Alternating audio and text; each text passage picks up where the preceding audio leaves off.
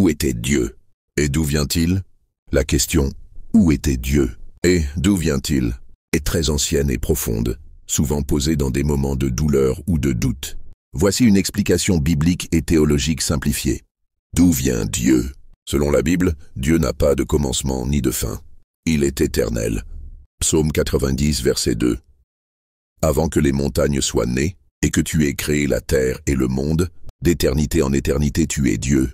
Apocalypse 1, verset 8. Je suis l'alpha et l'oméga, dit le Seigneur Dieu, celui qui est, qui était et qui vient, le Tout-Puissant. Dieu n'a pas été créé. Il existe en dehors du temps et de l'espace qu'il a lui-même créé. Où était Dieu? Cette question se pose souvent face à la souffrance ou au mal. Dans la Bible, Dieu est omniprésent, partout à la fois. Il ne part pas, mais il peut cacher sa présence pour un temps. Ésaïe 45, verset 15. Vraiment, tu es un Dieu qui te cache. Quand nous ne sentons pas sa présence, cela ne veut pas dire qu'il est absent.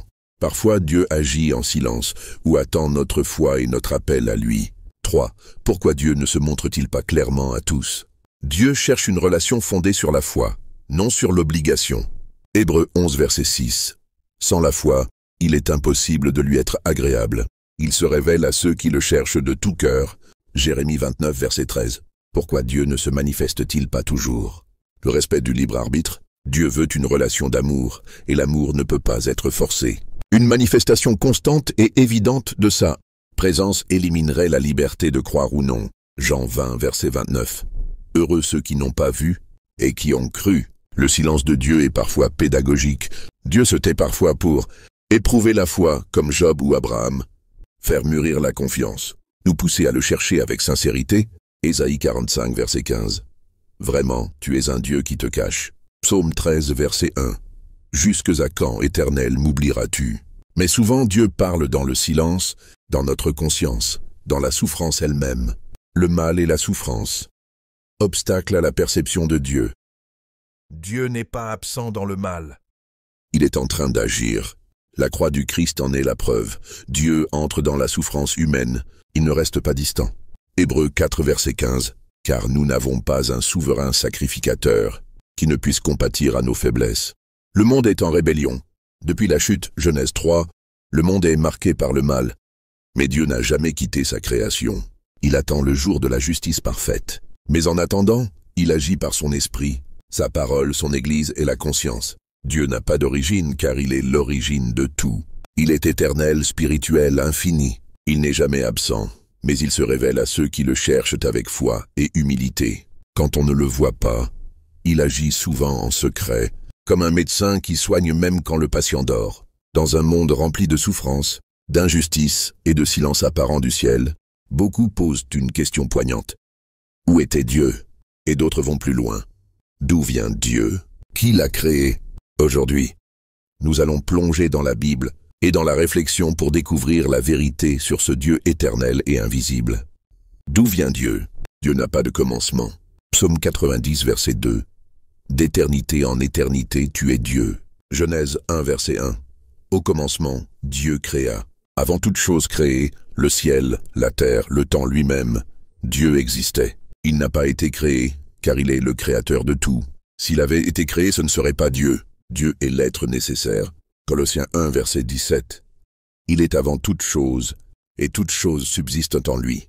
En philosophie, Dieu est appelé l'être nécessaire. Il ne dépend de rien, tout dépend de lui. Exemple simple, une montre a besoin d'un horloger. Mais Dieu, lui, est l'horloger sans horloge, l'origine sans origine. Où était Dieu? Il est partout. Psaume 139, verset 7 à 10. Où irai-je loin de ton esprit? C'est même là ta main me conduira. Jérémie 23, verset 24. Ne remplis-je pas les cieux et la terre, dit l'Éternel. Dieu n'est jamais absent. Même quand nous ne le voyons pas, il est là. Il se cache parfois. Ésaïe 45, verset 15. Vraiment, tu es un Dieu qui te cache. Mais ce silence n'est pas une absence. C'est souvent un appel à la foi.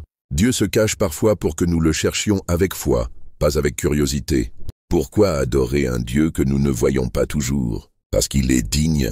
Apocalypse 4, verset 11. Tu es digne, notre Seigneur, car tu as créé toutes choses. Il est le Créateur, le Sauveur, le Roi éternel. Parce qu'il nous a aimés le premier.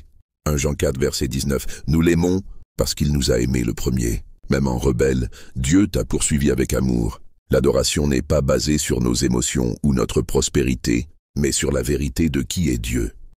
Dieu après la rébellion. Un Dieu qui restaure. Il couvre la honte, Genèse 3, verset 21. Il fait des alliances, Noé, Abraham, Moïse, Jésus. Il promet un sauveur, Genèse 3, verset 15. Le sommet de cette restauration, c'est Jésus-Christ. Jean 3, verset 16. Car Dieu a tant aimé le monde. 2 Corinthiens 5, verset 19. Dieu était en Christ, réconciliant le monde avec lui-même. Un Dieu fidèle malgré la rébellion. Même lorsque l'homme trahit, Dieu reste fidèle. 2 Timothée 2, verset 13. S'il est infidèle, lui demeure fidèle, car il ne peut se renier lui-même. Et parce qu'il est fidèle, saint, aimant, éternel, nous l'adorons. Pourquoi adorer Dieu? L'adoration est bien plus qu'un simple acte religieux. C'est une expression profonde d'amour, de reconnaissance, de respect et de soumission envers Dieu. À travers la Bible et l'expérience humaine, plusieurs raisons puissantes nous incitent à adorer le Créateur de toutes choses. Adorer Dieu, ce n'est pas seulement un devoir, mais une réponse naturelle et spirituelle à sa grandeur, à sa bonté et à son œuvre dans nos vies. Parce qu'il est Dieu, le Créateur de tout. La première raison d'adorer Dieu, c'est qu'il est le Créateur de l'univers, de la terre, des cieux et de l'humanité. Dans Apocalypse 4, verset 11, il est écrit « Tu es digne, notre Seigneur et notre Dieu, de recevoir la gloire, l'honneur et la puissance. Car tu as créé toutes choses, et c'est par ta volonté qu'elles existent et qu'elles ont été créées. Tout ce qui existe tire son origine de Dieu. Il mérite donc notre adoration, simplement parce qu'il est à l'origine de la vie, du temps, de l'espace, de la nature et de notre propre souffle. 2. Parce qu'il est saint et juste. Dieu est parfaitement saint, sans tache, sans faute, entièrement pur dans ses intentions et ses actions. Dans Ésaïe 6, verset 3, les anges crient « Saint, Saint, Sainte est l'Éternel des armées. Toute la terre est pleine de sa gloire. Sa sainteté inspire le respect et pousse l'âme à s'incliner devant lui. De plus, Dieu est juste, ce qui signifie qu'il ne tolère pas l'injustice, le mal et le péché. L'adoration est donc un moyen d'exalter sa justice et sa droiture et de reconnaître son autorité morale sur toute la création. Adorer Dieu, c'est reconnaître qui il est et ce qu'il a fait. C'est l'aimer de tout notre cœur, de toute notre âme et de toute notre force. Nous adorons Dieu non pas seulement pour ce qu'il donne, mais pour ce qu'il est, saint, juste, fidèle, bon et digne. Que toute notre vie soit une adoration continue, dans nos pensées, nos paroles, nos œuvres, car il mérite toute la gloire, aujourd'hui et pour l'éternité. L'adoration véritable ne se limite pas à un moment précis de la journée, à un chant du dimanche ou à une prière occasionnelle. Elle est un style de vie, un état de cœur, une respiration spirituelle permanente. Adorer Dieu, c'est reconnaître sa majesté, sa sainteté, sa souveraineté, non seulement par des mots, mais par toute notre manière de vivre. Dans nos pensées, l'adoration commence par une transformation intérieure. L'Écriture dit « Soyez transformés par le renouvellement de l'intelligence, afin que vous discerniez quelle est la volonté de Dieu, ce qui est bon, agréable et parfait. » Romains 12, verset 2. Nos pensées doivent être captives à l'obéissance de Christ. 2 Corinthiens 10, verset 5. Cela signifie rejeter les pensées impures, orgueilleuses ou égoïstes pour méditer sur ce qui est vrai, honorable, juste, pur, aimable, digne de louange. Philippiens 4, 8. Quand notre esprit s'aligne sur celui de Dieu, notre adoration devient sincère et authentique, même en silence. Dans nos paroles, nous reflétons la louange ou l'indifférence. Jésus dit « C'est de l'abondance du cœur que la bouche parle ». Matthieu 12, 34. Une bouche remplie de gratitude, de vérité, d'encouragement et de bénédiction glorifie Dieu. Nos paroles peuvent devenir des instruments d'adoration ou de destruction. Dans nos œuvres, notre foi prend forme et devient visible. Jacques nous enseigne que la foi sans les œuvres est morte. Jacques 2, verset 26. L'adoration devient alors le fruit de chaque action inspirée par l'amour de Dieu. Vivre ainsi, c'est faire de chaque journée une offrande vivante.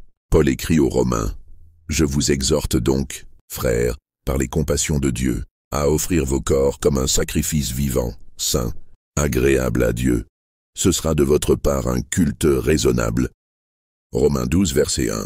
Ce culte ne se résume pas à un lieu ou une liturgie, mais il s'exprime dans le don total de soi à Dieu. Pourquoi? Parce qu'il mérite toute la gloire, non pas une part, ni une saison, mais toute la gloire, à chaque instant. Il est le Créateur, le Rédempteur, le Consolateur.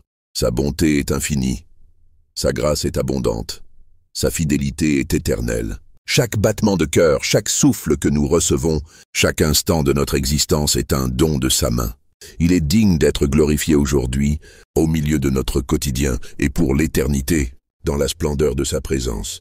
Ainsi que notre vie entière soit une symphonie d'adoration, une pensée pure, une parole juste, une œuvre bonne, un témoignage vivant de la grandeur de notre Dieu.